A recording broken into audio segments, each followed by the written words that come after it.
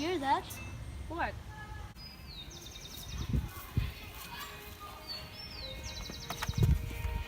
Corta. What? Yeah.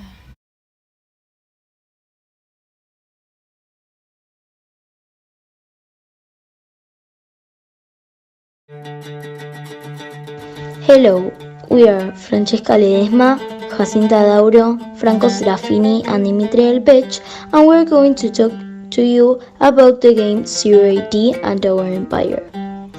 Well, 080 is a game in which you have to make your own civilization, empire, army, and you have to protect all the things because anything can attack you, from armies to animals.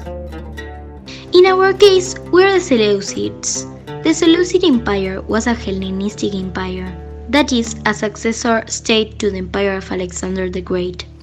The Seleucid Empire, centered on the Near East and at the height of its power, included central Anatolia, the Levant, Mesopotamia, Persia, Pamir, and some areas of Pakistan.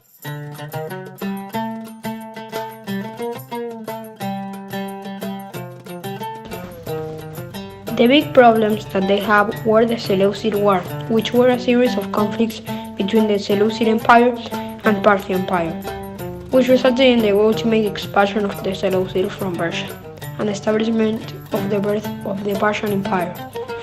The wars were caused by Iranian tribes migrating into Central Asia and the inability of the Seleucids to properly defend or hold together their vast empire.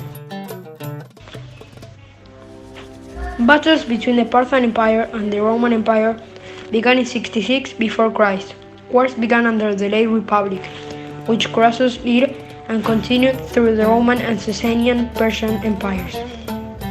Several vassal kingdoms in the form of buffer states, as well as several allied nomadic nations, also played a role. The wars were ended by the Arab-Muslim conquest. The Seleucid Empire was the Persian kingdom of Macedonian dynasty of the Seleucids, whose rule began with the collapse of Alexander's empire and faded away between Roman and Parthian growth of power in the 1st century before Christ. He led war against Rome in the wake of his expansion in Anatolia, and despite the wise advice of the Barca, which he decided not to follow. He was defeated at the Battle of Magnesia at Simpul in 190 before Christ. The consequence of the disastrous peace treaty would follow led the kingdom into ruin.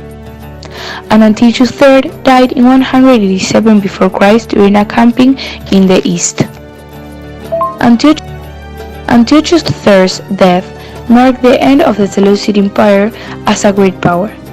The kingdom fell once more into dynastic struggles, and the eastern provinces were gradually lost due to the revolutions and Persian expansion.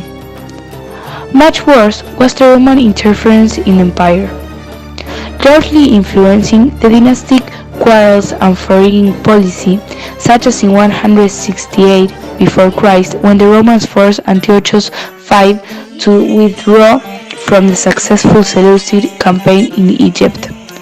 The war intrigues which characterized the last decades of the Seleucid Empire were ended by the invasion of Armenian king Tigranes in 83 before Christ. Even if after Tigranes some rulers of Syria claimed to be Seleucid kings, they were no more than Roman vassals. The Seleucid legacy in Asia was strong because Hellenism was established in Asia during 2 centuries of Seleucid rule. The method of dating years in Asia, for example, was called the Seleucid era, beginning at the return of Seleucus I to Babylonian in 311 before Christ, which was continued to be used as late as the 6th century.